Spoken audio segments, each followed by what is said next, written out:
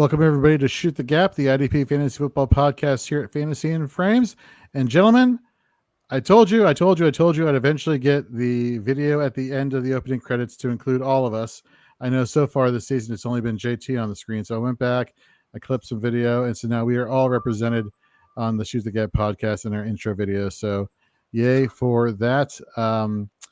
Yeah, so folks, we are here to talk about the fantasy football options here for week 6 in your IDP leagues.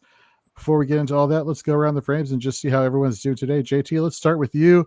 You just coming off of a 3-hour hockey marathon over at FIF Hockey, our hockey brand here at Fantasy in Frames, doing opening night coverage. How you holding up, man? Doing okay. The voice is a little sore today, but it's all right. I had a great time. Had a bunch of good guests on. We really had fun kicking off hockey season, and now we're in full swing. 4 more games on tonight, and now it's go time till late spring at this point for hockey. So just want to thank everybody again who came in, tuned in last night. Really fun show.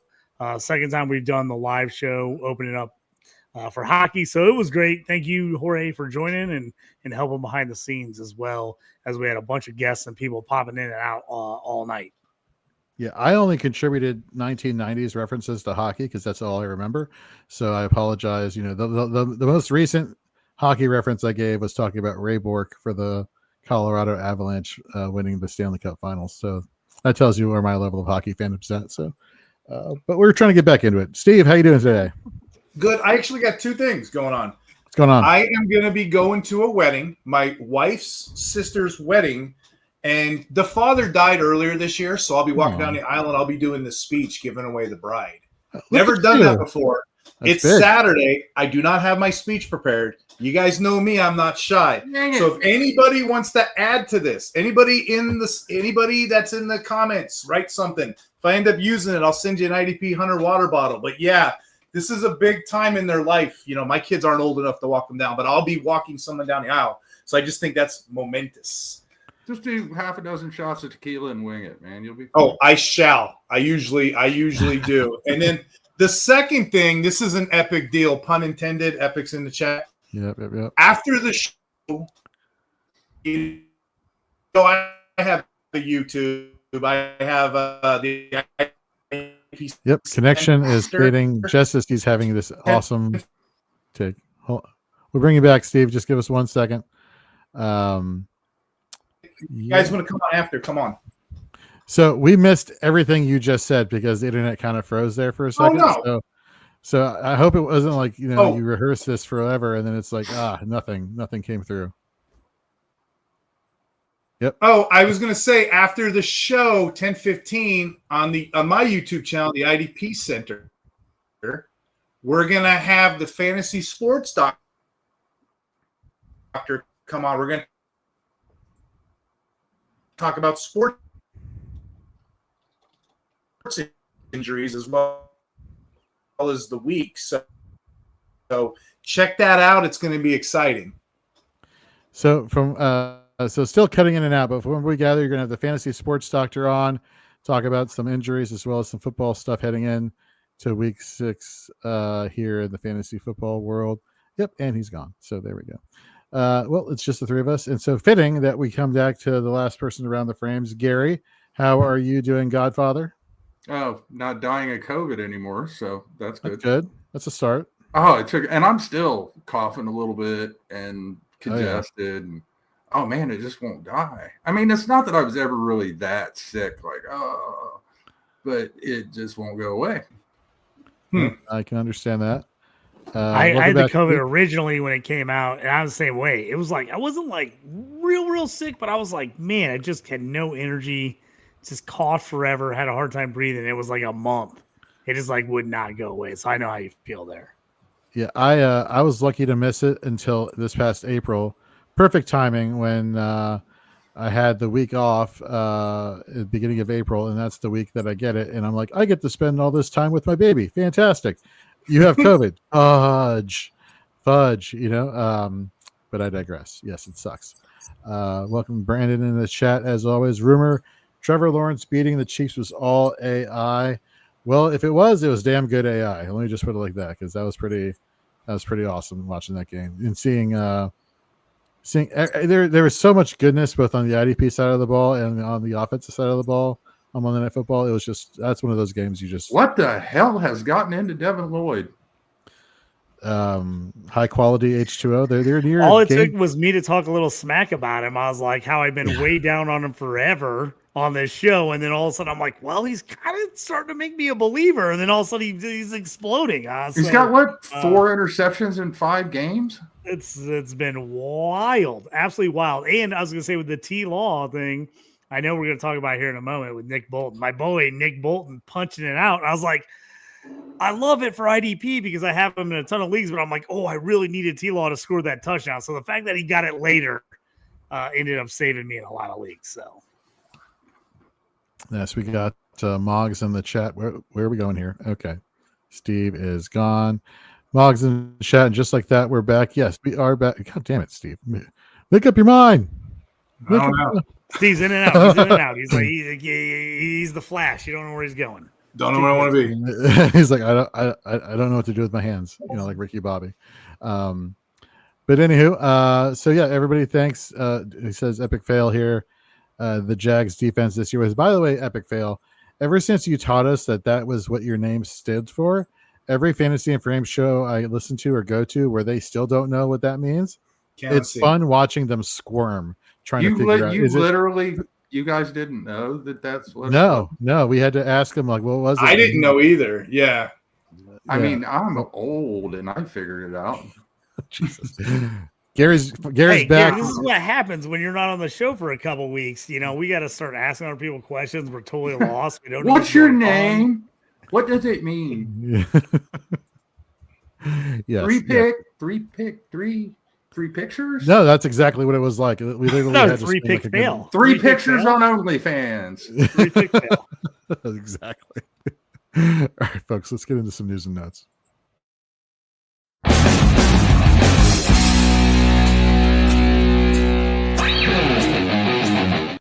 All right, folks, let's get into some news and notes around the IDP sphere.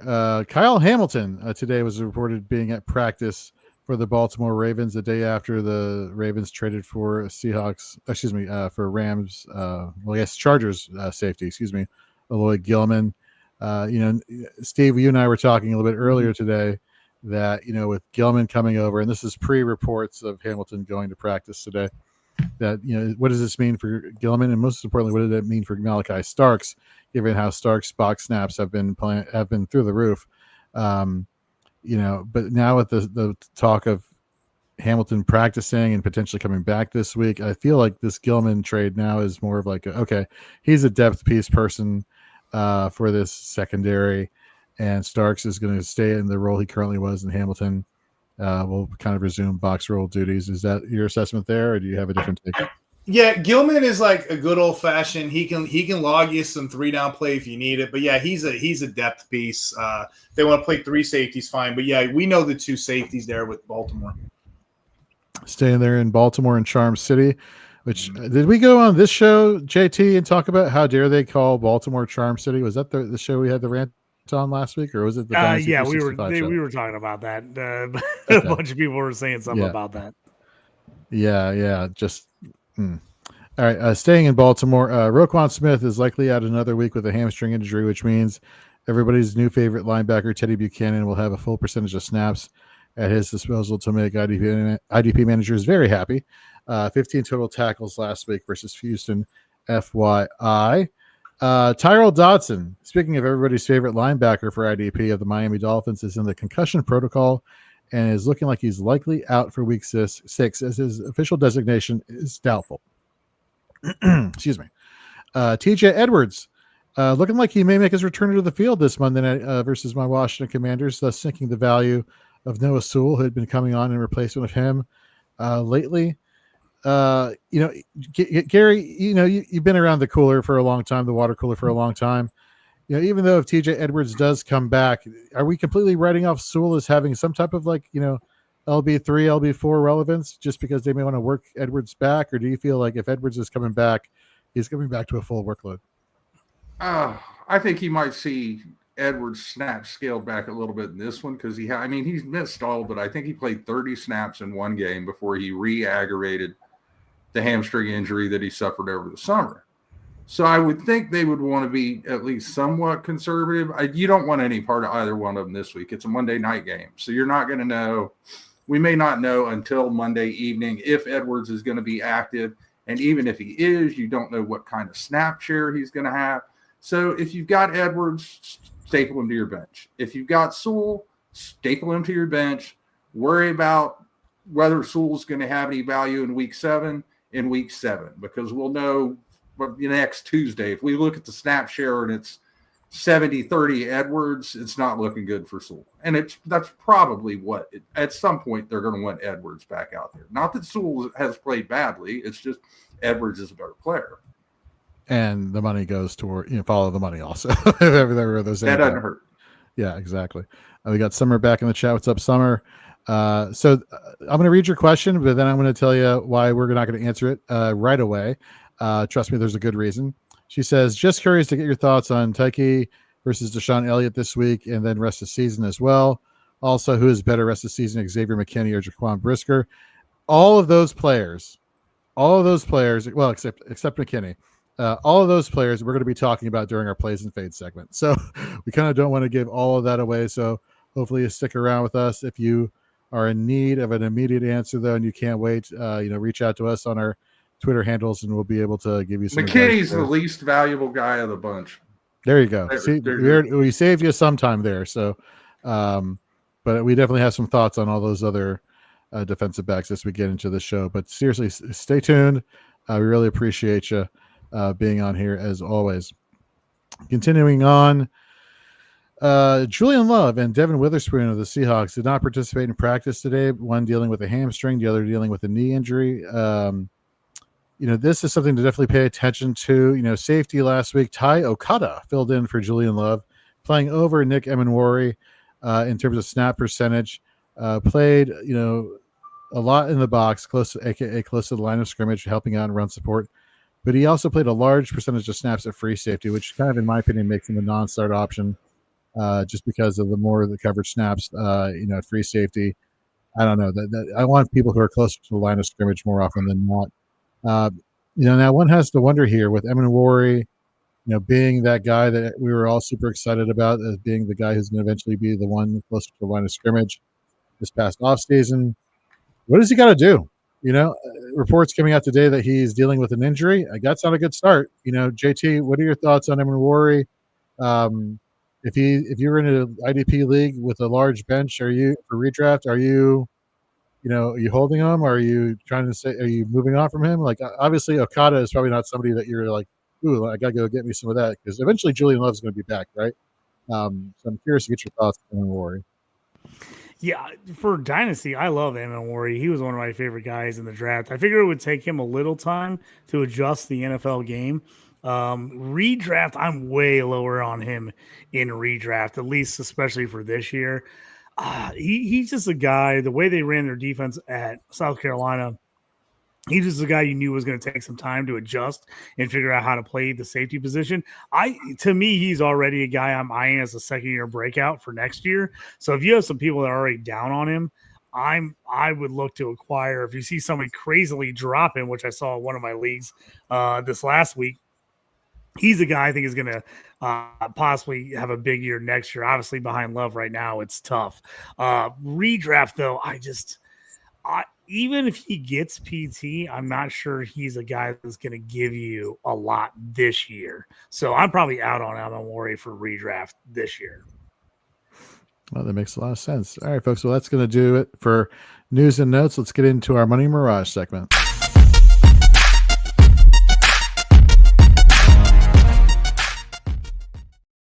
So writing up these questions as the weeks have gone on, I've definitely been tailoring them very specifically to either be very pointed to a certain scenario, or in this case, for this first Money and Mirage question, to Steve. So Money and Mirage, Nick Bolton's production so far this season is making Steve a believer again as far as him being an elite linebacker for IDP purposes. Money or Mirage? Oh, I don't know. Let's talk to, Steve. So elite production, sure, I'll buy that for $1. Elite pedigree production, Or like metrics wise, probably not. But to answer your question, he's healthy again. He's playing full snaps. What did he get? 12 tackles this week as opposed to 6 the week before, 14. So eeny, meeny, miny, mo, every other week, he'll give you what? LB2 level production and usage as a floor. So my instincts tell me that should be money. You can still play this guy. But if you're asking me elite, I'm thinking top 5. That answer is a no. So you can define that how you want to, money or mirage. It's somewhere in between. It's chump change is what it would So be. I guess when I think elite, I'm thinking like an LB one, so like a top 12. No, Okay. no, Mirage. not at all. Full mirage. You're getting fooled by the but healthy snaps production LB2. Yes, I'll take that. All right. Gary, this one's going out to you next. Money Mirage. Tyke Smith and Antoine Winfield both had similar box snaps and deep safety snap percentages this past week.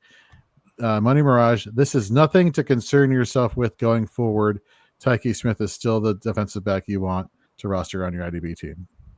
Mirage, and I still think Smith is the guy that you want, at least for now, but it's gotta concern you at least a little bit.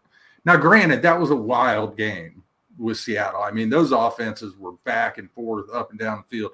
Sam Darnold and Baker Mayfield that looked like Joe Montana taking on Dan Marino, not Sam Darnold and Baker Mayfield. But you see this more and more with NFL teams nowadays, that it's not so much box safety, deep safety. It's right safety, left safety, and they like it that way because it gives them more versatility. You're not locked into putting one guy toward the line of scrimmage and one guy deep. So as a Smith manager, would it make me a tiny little bit nervous? Yes. As a Winfield manager, would it encourage me a little? Also, yes. But it's not something we can pass final judgment on because I don't know if it was game plan specific or if we're going to see it again this week. Yep, that makes a lot of sense. So, Summer, that answers one of your defensive back questions right there, as far as the level of confidence we have in Tyke Smith. Let's finish up Money and Mirage, though. JT, this one's going to go to you. Drake Thomas, linebacker for the Seattle Seahawks, who just out of nowhere, 20 minutes before kickoff last Thursday Night Football, reports come out. Oh, Tyrese Knight's on the bench. It's Drake. He's going to be starting, and everybody's like, oh my God, adjust your rosters last minute, right? He's starting to emerge as the LB2 in Seattle. He played the second most snaps on third down for Seattle this past week. Led all linebackers for the Seahawks in tackle efficiency. Despite the LB2 numbers, Money and Mirage, no LB2 will be viable for fantasy rest of season from Seattle. For me, LB2 in Seattle is a mirage right now. They don't know what they're doing, which means us as fantasy managers can't possibly know what they're doing. They're just in and out. Thomas looked better, but we've seen this a couple times this year from a few different teams where they randomly pull a guy out of nowhere. He plays a bunch of snaps one week, looks kind of decent, and we're like, ooh, maybe we should jump on that. And then the very next week, that guy disappears or just sees a big reduction in snaps. I think the big issue is not so much him. I think the issue is Tyrese Knight. I don't know if they know what they want to do with him. He looked good at the end of last year. Now they're moving around a lot. For me right now, I want to avoid this situation because I think they're going to keep playing both these guys. If in 2 weeks he is completely taken over and he's seeing 85% of the snaps, then I'll change my tune. But until I see him more than 45% of the snap share, I know the tackle efficiency was great and he had a decent amount of tackles in the game. I gotta see more snaps overall before I'm buying. We've just seen too much of it already this year, especially LB2. I feel like LB2 has just been an absolute nightmare for a lot of teams this year. It's like these defense coordinators just chucking something at the wall and seeing if it sticks. It's like they just aren't sure every week to week. Let's try that guy, see how he does. Let's try this guy, see how he does. It doesn't make a lot of sense. I mean, so for right now, it's a mirage. I'm not taking LB2 for Seattle until I see multiple weeks of consistent play.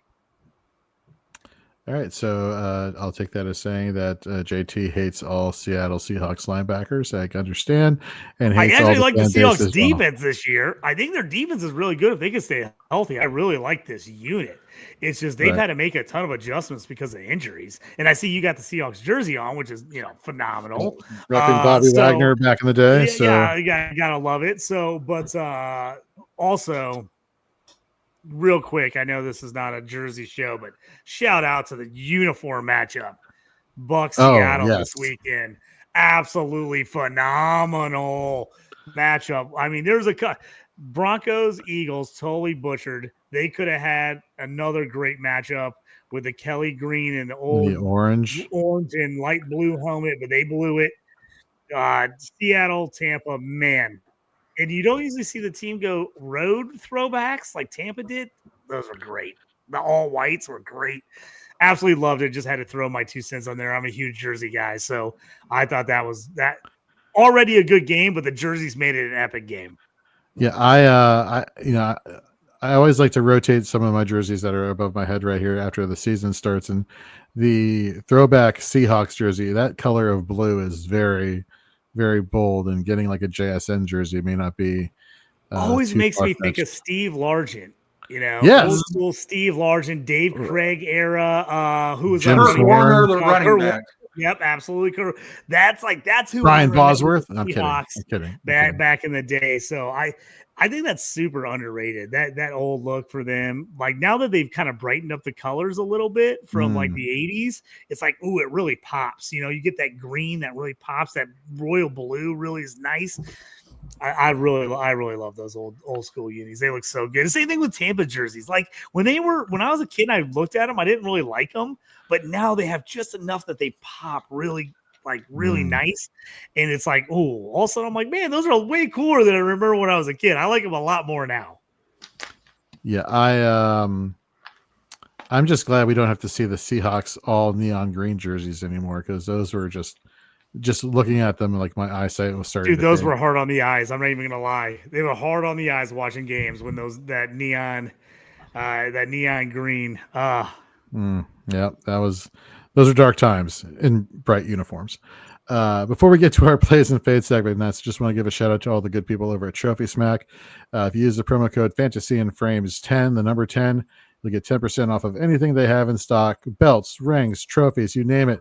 Wall Smack, posters, you name, like literally it's everything. Like I've been horrible. So this trophy on my shoulder over here, on top of the mini fridge, shout out Amazon for having awesome mini fridge deals the past couple weeks, just FYI for those who are looking. Steve, do you have a mini fridge? I feel like you're the only one without a mini fridge. I know. Oh, no.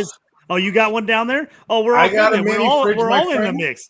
So Jorge was the last guy. I don't have no damn mini fridge. Oh, well, Gary, you got the great fridge. You got the real deal fridge back there. For a while, I was milking my daughter's makeup kit because I was too cheap to get a little fridge. But yeah, I got a little mini fridge. Nice. But yeah, nice. No, mine broke. So I understand like the whole freezer fridge combo. But the ice and the buildup of ice or whatever, like it just stopped working, and it started melting, and I had to just get rid of it. So it's just strictly a fridge purpose, not a mini fridge and freezer. But I digress. Anyhow, what I'm trying to get at is that the trophy right there, I was looking at it the other day. I was like, I haven't put the nameplates of winners since 2022. I am a horrible commissioner. So I need to go on Trophy Smack and get all these nameplates updated. So thank God Sleeper keeps track of all this stuff. And I'm just like, okay, so I'm adding all these nameplates, and I'm using promo code Fantasy and Frames 10, got 10% off of the purchase. So shout out to Sleeper. Shout out to Trophy Smack as well as Sleeper. We like Sleeper. And again, use the promo code Fantasy and Frames 10 to get you 10% off. And with that, gentlemen, let's get into our plays and fades for week 6.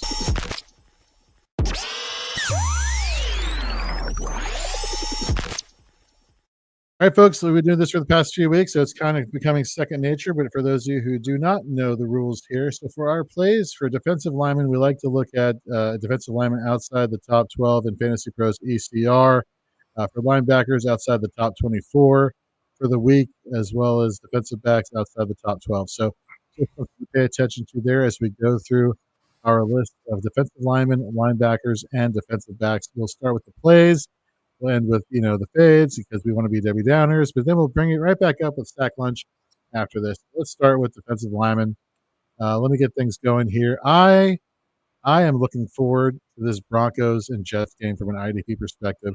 And no, I'm not going to be talking about Nick Benito because he is definitely not outside the top 12 among defensive linemen using Fantasy Pros' ECR. Let's talk about his fellow pass rusher teammate, Jonathan Cooper, the ECR DL 25, takes the New York Jets.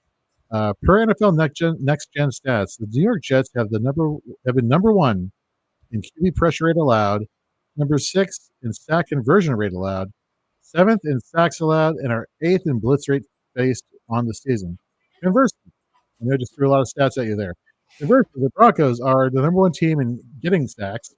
They're 6th in blitz rate and are 1st in sack conversion rate on the season. So you have a team that just gives up a lot of sacks and gives up a lot of pressures versus the number one team who gets all the sacks and gets all the pressures and converts all of them. So this is definitely a good spot here for the edge rushers for the Denver Broncos. Now, per PFF over the past 3 weeks, while it's been Nick Benito who's been showing 15 total pressures and 7 sacks, which is just ridiculous. Jonathan Cooper has been quietly finding success. He also has 15 pressures along with Benito, 2 sacks converted. He has been first on the team at in turnover-related pressures and is second with Benito in time to pressure. Now, this week he should be lining up against left tackle Fashanu. That's his last name for the Jets. I'm not even going to try to pronounce the first name. I apologize. He's allowed over the past 3 weeks 12 total pressures. Now, granted, while he has only given up 1 sack so far this season, this Jets offensive line got murdered last week by Dallas. Dallas is playing, I feel like, above expectations right now in terms of what they were hoping to have heading into the season, pre-Market Parsons not being traded away. And they have definitely not faced a pass rush like the Denver Broncos are bringing this week. Now, here's the thing. With Cooper, is he a sack lunch candidate? Am I saying you should be expecting a sack from him this week? I'm not. What I am saying, though, he is an excellent candidate for getting you tackles for a loss and quarterback hits if your league uses that. I know quarterback hits is kind of tricky depending on your scoring. I know IDP 1, 2, 3, they count TFLs as well as quarterback hits. So definitely somebody who can pile on the stats in other areas, which is why I think the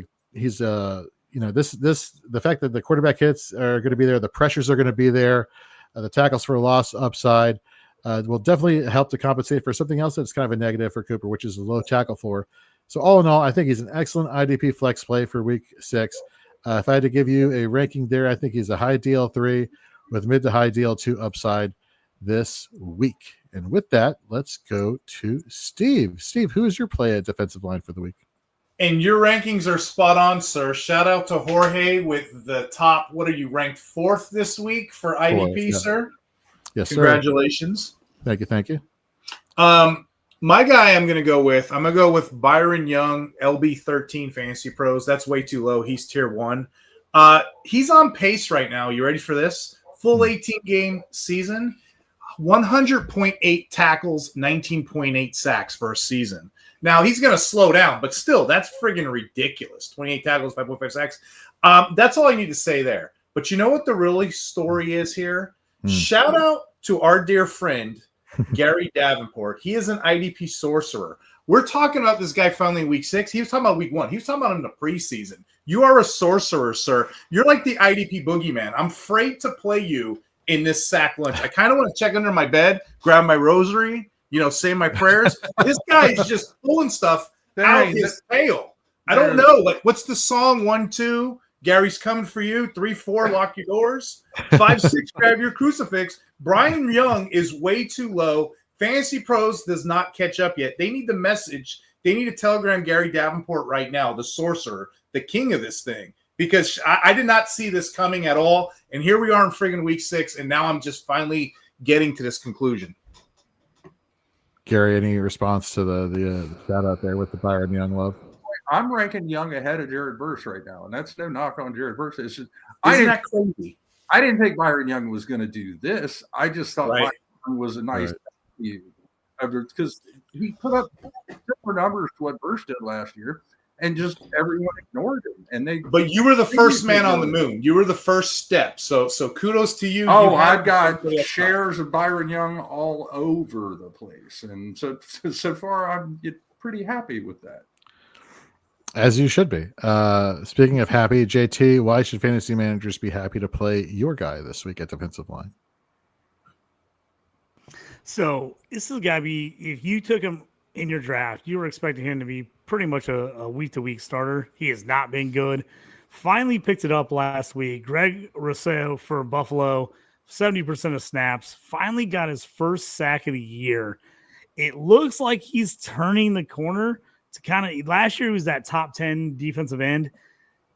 Slow start this year, but I think he's going to start turning around. I think it's that time where, as an IDP manager, you can get him back in the lineup and start putting him in again. Because I was off on him. I know we talked about the first couple of weeks of the year. I was down on him. I'm like, get him out of your lineup. I'm not playing him until he does something. Finally got a sack last week, and it looks like this Bills defense, even with the loss last week to the Pats, I think they're going to start playing better, especially the DNs. So I'm back in on him. I think he's playable again. All right. Gary, who's your defensive lineman play for the week? I'm going to go with Rashawn Gary of the Green Bay Packers going up against the Cincinnati Bengals. Gary has, there's been no bigger beneficiary in Green Bay from the arrival of Michael Parsons than Gary. He's 4.5 sacks in 4 games. I think defenses are so concerned with Parsons that they're just not blocking Gary at all. I'm not just single team, like a no team. Like he looks around, there's no one there, and he just runs at the quarterback and destroys him. Going up against the Bengals team, the offensive line, I don't know what the heck the Bengals thought they were accomplishing by trading for Joe Flacco's corpse, because it doesn't solve the problem that their offensive line sucks. The offensive line is what got Joe Burrow dead, and Joe Flacco has the mobility of a mailbox. So there's going to be plenty of sacks. And Jake Browning's going to be sitting on the sideline watching the game like, good, I didn't even want to be out there no more. I'm tired of getting that crap knocked out of me. I got to push back, Jorge. I think Gary just wanted to say his own name on the show. Gary's Gary. I think that's what it is with him. He just wanted to get his name on, the back of the jersey. Gary, it's a subliminal thing. We just want to throw out a little hello. Kenny Stay Trill. What's going on, fellas? What's going on with you? All right. Well, that's going to wrap up here our plays for defensive linemen, starting with Jonathan Cooper, Byron Young, Greg Rousseau, and finishing off with Rashawn Gary. Let's get into our linebacker plays. Let me kick things off again. I'm going to go with Pete Werner, Fantasy Pros ECR linebacker 39, going against the New England Patriots. Using Fantasy Pros IDP scoring, he is the LB 21 on the season, PFF's 20th ranked run-stopping defender over the past 3 weeks. And this week he'll join fellow run-stopper Demario Davis in trying to keep the Patriots running game in check on Sunday.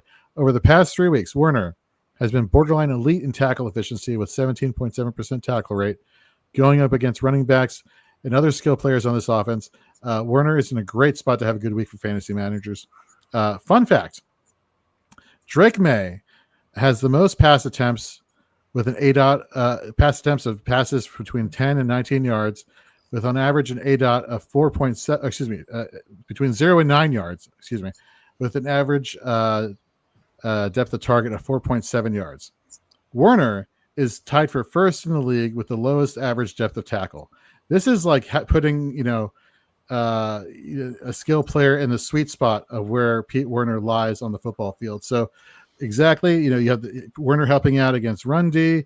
You have, the short passes over the middle, literally the short passes over the middle on average, 4.7 yards for Drake May. You have, Hunter Henry lining up over the middle. You have these slot wide receivers lining up over the middle.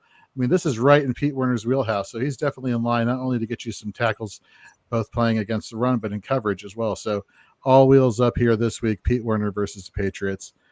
Steve, who's your play at linebacker this week? Teddy Buchanan, LB 31 Fantasy Pros. That's just dumb. There's some tomfoolery going on here. You mentioned it earlier in the show. Roquan Smith's injured. Sleeper has him not injured. I'm so sick of Sleeper. Will they, won't they? Will does Chachi love Joni? Does Joni love Chachi? I don't know, but this is what I do know.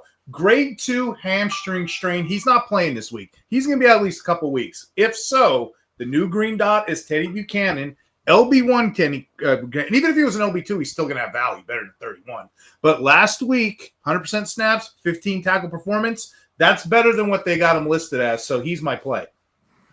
All right, before we get to JT's play at linebacker, let's answer 3P1C's fail question here. Gary, let's throw this to you.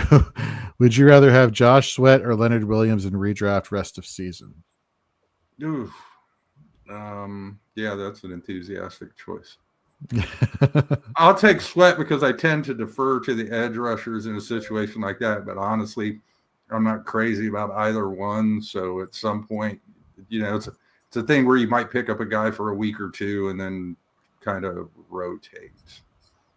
Yep, that makes sense. When in doubt, rotate and play the waiver wire, which, by the way, if you ever need some waiver wire help for IDP Tuesdays, check out Gary's IDP waiver wire.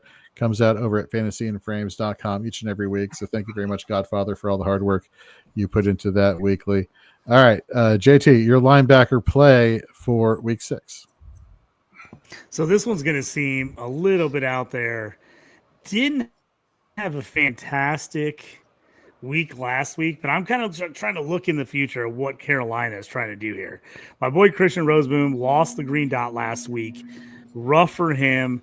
Didn't get full-time snaps after he's been playing pretty well. He still had a pretty good amount of sacks, or not sacks, but tackles last week. But for some reason, he went down to 69% of snaps. Trevin Willis stayed at 100% of snaps, taking over the green dot. His tackle efficiency was bad. I'll give you that, 7%. But he played 100% of third and fourth down snap shares, 100% first, second down. He was on the field the whole time. Roseboom, way more efficient, had 9 tackles compared to Wallace's 4. So this is something I'm looking going forward. I think Wallace is going to be better, especially if he stays on the field all the time. So even though the tackle efficiency and the raw tackle numbers weren't great, this is something I'm keeping an eye on. I have Wallace in quite a few leagues and Roseboom, so I'm definitely keeping an eye on this. I think Wallace at ECR 49 this week is a guy that should outperform that, especially he plays another game of 100% snap share. So I like his stock rising, especially if you're in a league where you're like hunting for guys in a redraft, trying to pick up some linebackers. Maybe he's still out there for you on the waiver wire. You can pick up Wallace. Or if you've been sitting on Wallace trying to look for a spot to play him, I think now is the time where you can plug him into your lineup. All right. Gary, finish us off here at the linebacker position.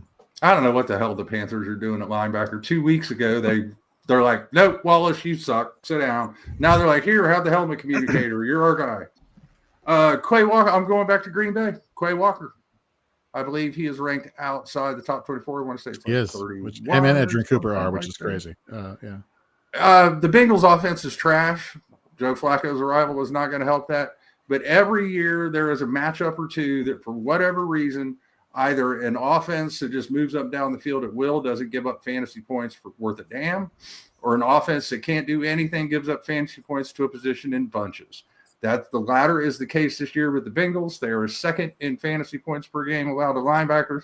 They got to try to get Chase Brown in that run game going. So I expect Walker to have a solid day. Very nice. All right. So rounding out our linebacker plays for the week, for week 6 here, Pete Werner, Teddy Buchanan, Trevin Wallace, and Quay Walker. All right. Defensive backs plays. All right. So sorry for stealing this player from you, JT. Wink, wink. You're right, Gary, because I'm so sorry for doing that. This is for you, Gary Godfather. But I'm stealing your guy, Deshaun Elliott, ECR defensive back 14 versus Cleveland. His first game back in week 4, Elliott had a combined 34 snaps close to the line of scrimmage, played the fewest snaps at free safety amongst all the safeties on the Steelers, and even played some slot cornerback. That helped him tally 6 total tackles, 1 sack, 2 quarterback hits, 2 pass deflections, 1 interception, and 1 forced fumble. Whew. Hello. For IDP managers, he was a force to be reckoned with in 2024.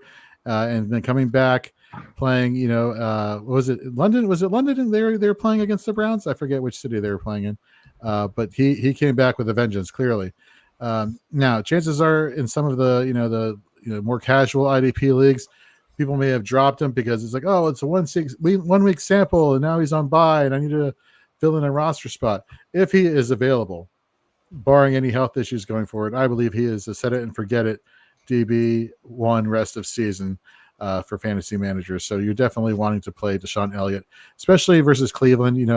What the heck is Cleveland doing? Gary said a few minutes ago. You know what they can do? They can run the ball. They have a running back, Quinshon Judkins, and that is right where Deshaun Elliott needs to be, close to the line of scrimmage, trying to shut that down. So looking forward to that production this week. Steve, who's your defensive back play? Okay, so this is another one that is way too low. Xavier Watts, DB 45. That's just silly. Fantasy Pros. So Xavier Watts only played 4 games because they were on a bye last week. So just in those 4 games, he's racked 23 tackles, 17 being solos, and was defensive rookie of the month. He's leading all rookies in solos, tackles, and picks. So why do they have him DB 45? I have no idea. And if those numbers don't thrill you, he's playing 99% of defensive snaps and 49.8% in the box. So that's a player that you can get away with as a fringe back in 1-2 DB all the way at 45. I don't know why that is. If you just want to look at him for this week as a play, okay, he's playing Josh Allen in the Browns. And not Browns, the Bills, excuse me. It's late night here. So somebody needs to wake up Allen because he just might get short-circuited by Xavier Watts. Very nice, very nice. JT, who is your play at defensive back for week 6? So 2 guys on the same team, kind of depending on your situation. If you need to play a cornerback and you have a league that scores kick and punt returns, Marcus Jones has been crushing it for you. So he's a guy you definitely want to look at adding or putting in your lineup if you get kick, punt, return yards. Plus, he's been playing fairly solid last week, 7 tackles, 2 pass defense, and a pick. So he's been really good. If you're in a league that doesn't count that, then I want to tell you, you should be looking at his teammate, Craig Woodson, the rookie safety out of California. He's pretty much taking that spot over at safety. He's been looking good. He's an up-and-comer for me. He's a guy I want to consider in that secondary. Is New England week to week, it looks like they're just ready to kind of reset. They're getting all the new guys in. The new coaching staff wants their guys and kind of putting the older guys that have been there a while to the side. So he's a guy I like if you're out there. Like, again, this is kind of more of a deep play. If you're out there really looking for somebody, bye weeks, injuries are really hurting, he's a guy I would look at possibly picking up and playing. All right, Gary, round us out defensive back, please. Marquez Seeley, the young safety for the San Francisco 49ers, was in the IDP waiver wire article at Fantasy and Frames, I believe, for week 5. That's right. And responded last week with 13 total tackles. Gets a good matchup against the Tampa Bay offense that can move the ball up and down the field. And the week before the 13 tackles, he had 8. I think he had 7 the week before that. He's playing full time. He should be rostered. He should at least be rostered in just about every IDP league. But in more leagues than not, he is sitting out there on the waiver wire as a living, breathing example of why I fade defensive backs in drafts. So, Gary, not only spot on with having him as your waiver wire recommendation last week, but Steve, one of the things I remember you had brought up was the fact that despite not even starting for most of the season, like he's like what, number 1 in box snaps or number 2 in box snaps so far? No, he's number 1 far and away. Even before that, he was getting them. And the secondary of the 49ers isn't that great at tackling. So these little key metrics that we use, they're great indicators these players are going to be in those positions. So yeah, we kind of thought this was coming, and it's so neat, to Gary's point, that he produced the way he did. Yeah, absolutely. All right, let's get into now our fades for the week, for week 6. Defensive lineman. I'm going to pull a trick out of JT's book and say the entire defensive line for the New York Jets over the past 3 weeks. The Jets defensive line has tallied 0 sacks. Will McDonald is the only defensive lineman with a reasonable amount of pressures with 7, and I say reasonable, with air quotes.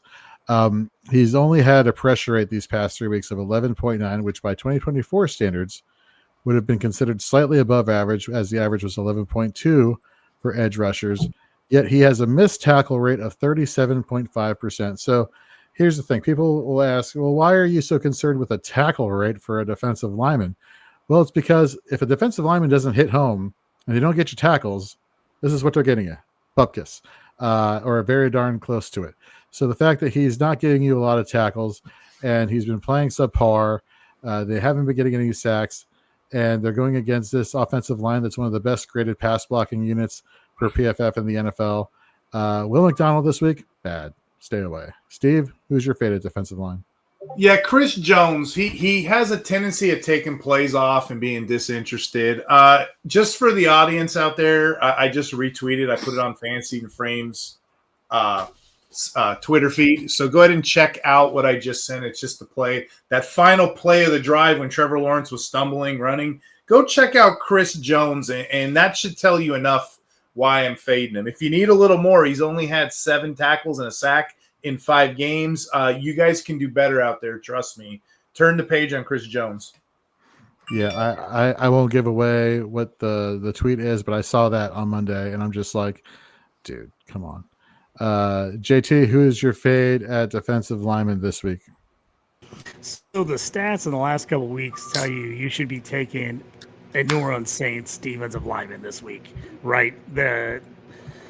We know the Pats' offensive line has not been great. They've given up a pretty decent amount of sacks.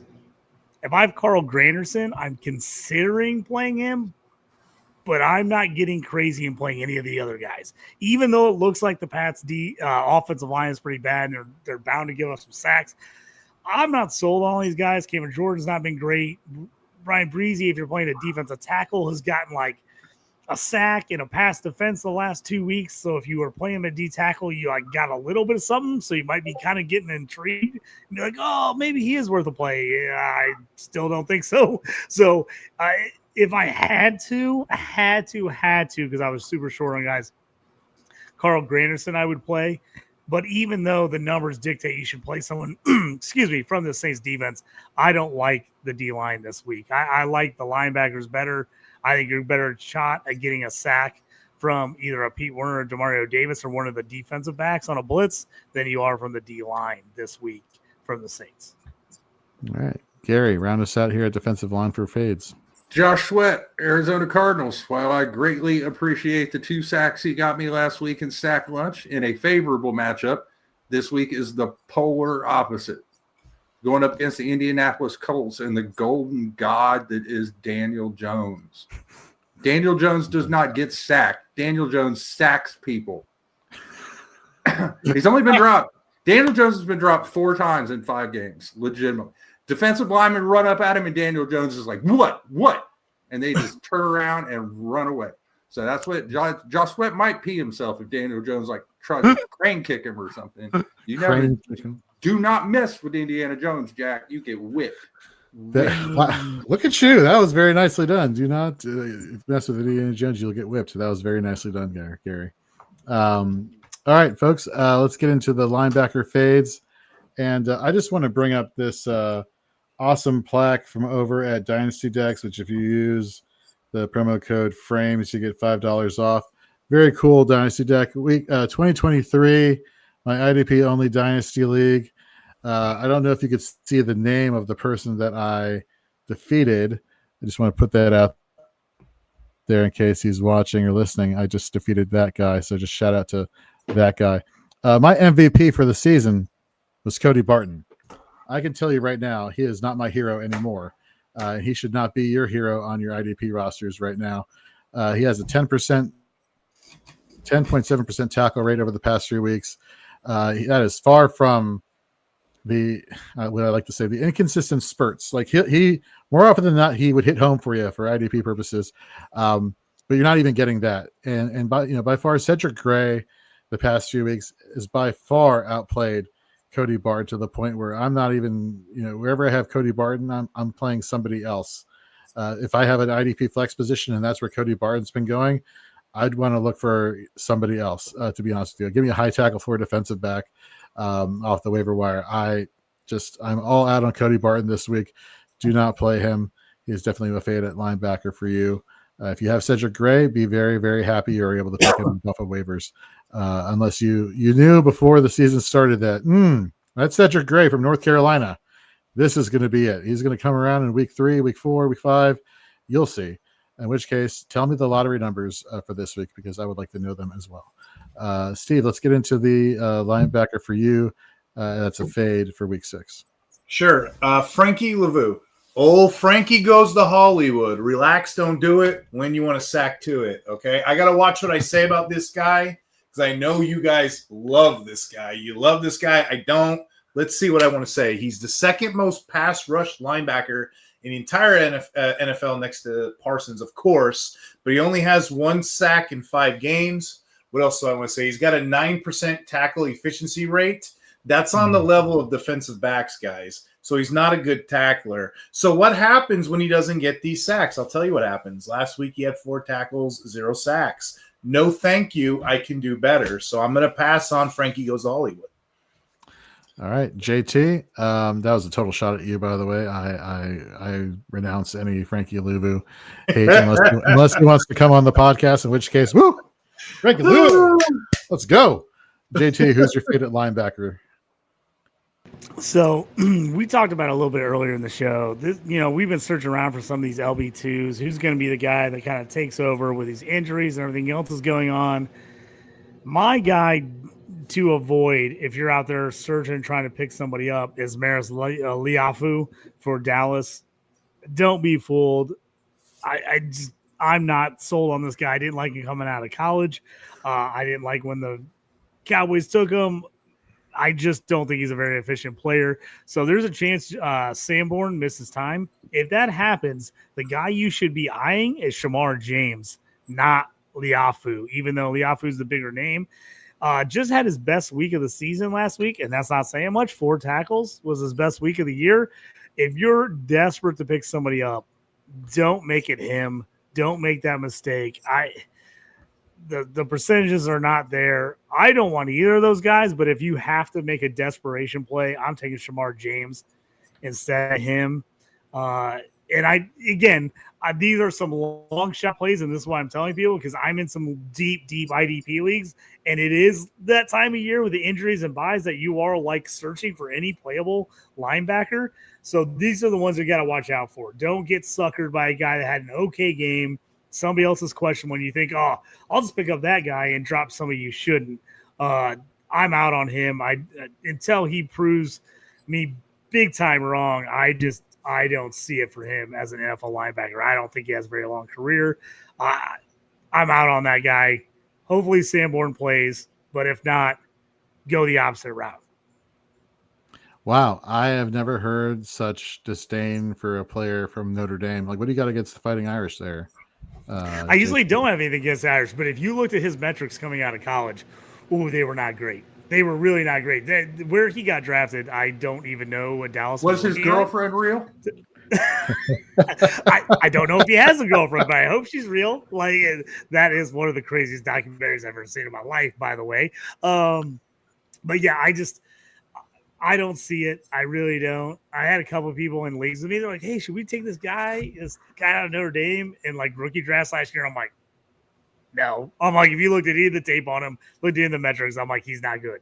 So I had to talk a bunch of people out of taking him last year, and I'm still holding strong. I do not want him on my roster. All right. Even though the Gary, linebackers before we are get bad to your right now, linebacker, Gary, before we get to your favorite linebacker, let's answer this question here from the Smitty over on YouTube. How do you feel about Bobby Wagner's matchup against the Bears? I love it. Give me all this. The DeAndre Swift. Yeah, give him volume. He's the one who's getting the most volume in that backfield. Yeah, the receivers are outside of Roma Dunze have been very suspect. So Bobby Wagner is having a fantastic year. He had a dominant game last week. For fantasy purposes, for fantasy pro scoring, he's definitely in the top either 5 or top 10 and points per game average. So, yeah, Bobby Wagner is having there's a reason why I'm wearing his jersey, which I did not anticipate the Smitty having this question, but definitely all in on Bobby Wagner the rest of the season. Who's especially Bobby this Wagner? week. He's a guy. Oh, okay. He's a guy. You may have heard him. Maybe not. Maybe this is a jersey of somebody that you just that's a scrub. It has the name Edwards on the back. It's my jersey. I have it custom made with the number 54. So. Speaking of somebody who should have a fake custom-made jersey, who's your favorite linebacker this week, Gary? Well, one of us is going to have to bring some smoke, come with a big name, so it'll be me, I guess. Jack Campbell, Detroit Lions. Top 10 linebacker in many scoring systems so far this season. This ain't going to be a good week for him. The Chiefs have been a garbage lineup a garbage fantasy matchup for linebackers literally as long as I can remember. I mean, pretty much the entire Patrick Mahomes era. They just don't give up a lot of fantasy points to linebacker. And I don't like the game script this week to be one where Campbell will be able to buck that bad matchup. Now, honestly, can you sit him? If you can, then I want to see the linebackers you have because they must look nice. But you're probably looking at a 6-7 tackle game that you should be pleased with that. You're not going to get 10, 11 stops out of Campbell this week. No, I mean, that is – what you just said is exactly why we like to call these plays and fades, because there are some situations where you just can't sit players on your roster, and it'd be flat out irresponsible for you to say that you should sit these players. But you should definitely fade expectations of some of these players that we're giving you these recommendations for. All right, speaking of fades, let's finish off with defensive backs. Mine, Brandon Jones and Talanoa Hufanga. Worst fears have been realized since the preseason, folks. We were wondering how are these both defensive backs / safeties we're going to interfere and work, for fantasy managers. Over the past 3 weeks, they've been cannibalizing each other's production. Both have comparable numbers of tackles, coverage, and box snaps. They have comparable pressures using Fantasy Pros IDP scoring. Brandon Jones is the DB 51 over the past 3 weeks. Hufanga, the 82. I'm from a real football standpoint, these guys are great. But for fantasy, I'm staying away from these guys, so fade them this week. Steve, who's your fade? Yeah, remember when Jaquan Brisker was, that rookie year, the phenom? He had 70% of the box snaps. That was back when you had Eddie Jackson, Brisker, Kyle Gordon back there. Well, times have changed. I mean, he's got a concussion, one in each of the first, last 3 seasons. The defense is different now. The defense has Nick McLeod taking bigger share of the slot snaps this year. And Kyle Gordon's about to return, so we don't know what's going to look like. So he's been playing a lot more back. In fact, what I say, 70% box snaps he used to be. Yeah. Well, now he's only getting 27.7. The problem is us IDP managers, we're drafting him so early. We're thinking he's a DB1. We're thinking he's the same player he used to be. He just isn't. He's not playable right now. He's not playable anywhere. So, yeah, you got to get off Brisker. You know what? I traded him for some fob in one of my leagues. The steak is just not sizzling. So you want to get off Brisker now while you still can. All right, real quick, let's finish off these plays and fades before we get to sack lunch and get out of here. JT, who's your favorite defensive back? So this is a guy that I assume most people are not playing, and they shouldn't be. But if you're in Dynasty and you're still holding him, that's L'Jarius Sneed from Tennessee. Signed the monster contract, coming over from the Chiefs. Was a top 10 DB twice, number 1 overall in 2022. But since going to the Titans, absolutely miserable IDP production. Only played 5 games last year. So far this year, nothing. He's playing 90% on the outside. He played that really nice slot corner spot for the Chiefs that always is super productive. We see whoever gets that every year is a really nice DB play. Sneed is not doing any of that for the Titans. I don't know why they would sign him the contract they are to put him on the outside and play where he's playing. But for IDP, he is, to me, at this point, he's an absolute cut. Like, he's not even worth having on your roster anymore. So if anybody's still holding on to him and holding out hope that he's going to get back to those Chiefs numbers, I hate to break it to you, it ain't going to happen. Not with the way Tennessee's using him. So if you look at those numbers and you're still holding out hope, just end it. Cut the cord, get rid of him. Got to get rid of Sneed. He is not going back to those numbers from 2-3 years ago when he was on KC. Gary, who's your favorite defensive back? Grant Delpit, Cleveland Browns. He's been inconsistent, and the Steelers' offense is trash. So that's pretty much it. All right, folks, let's get into our last segment real quick. Sack lunch.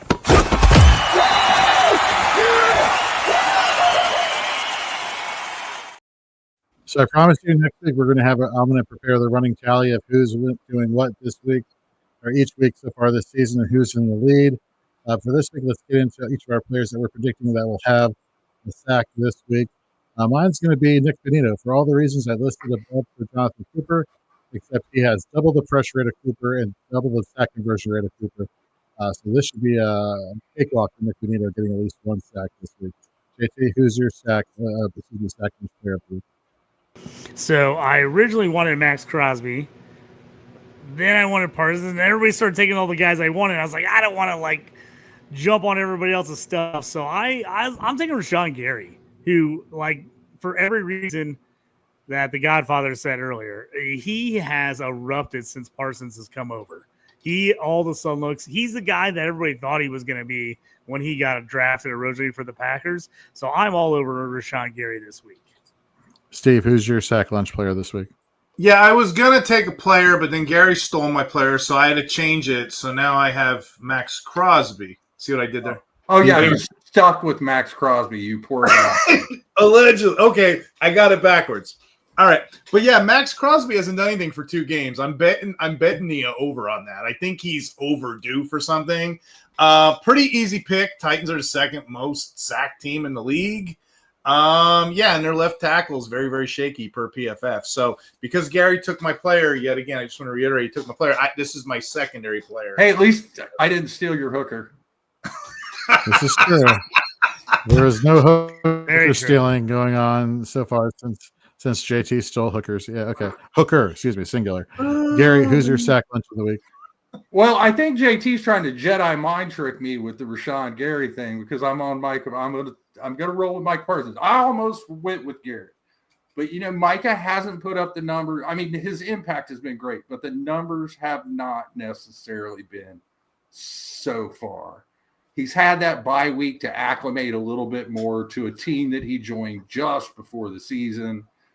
The Bengals, again, Joe Flacco is dead. He's going to die. He may not make it through this game. They gave Cleveland a 5th-round pick for a 6th-round pick and a dead man. So let us all bow our heads, think a good thought for Joe Flacco's family, and enjoy watching the Packers murder him. Yeah, that's why they gave him a coach ticket to Cincinnati, not a first-class ticket. You know what, though? He's probably sitting there and coaching, and no one recognized him. And he was a Super Bowl MVP. Yeah. Hey, Cincy should have traded for Shadur Sanders. That's what they should have done. If Cleveland hates him so much and is going to play Dylan Gabriel, if I was Cincy, if you're going to make that same trade, they took Shadur Sanders in the 5th round. I would have made that trade. That's what I would have done. If you're going to get crazy and be like, we're pretty much screwed, why wouldn't you make that trade and said, makes no sense to me. How much fun Browning's not great, but there's no reason to trade for Flacco. How much fun would Jameis Winston be in Cincinnati with T. Higgins and Jamar Chase? Why wouldn't you make that trade? He's the 3rd stringer for the Giants right now. Come on, get a little creative. Wow. Flinging the ball. You're 100% right. Why would you go Flacco when you could win crab leg restaurants everywhere? Go get some seafood, Cincinnati. Oh, you wouldn't know if he's going to throw 5 touchdowns or 4 picks. Funny. You would just know that it would be amazing. All right, folks. Well, that's going to do it for Shoot the Gap. We got 4th and Frames up next. If you like what you're listening to and you want to hear some more IDP content, wherever you listen to podcasts, subscribe to the Shoot the Gap podcast. Don't forget to follow us over at fantasyandframes.com for all of our IDP articles and rankings, as well as follow us on all our social media channels. If you're watching on YouTube right now, hit that subscribe button and notification bell so you'll be notified when Fantasy and Frames puts out all of our shorts and content. So definitely check us out there. So for Gary, for Steve, who had to dip out real quick, for JT, I'm Jorge. We'll see you next week.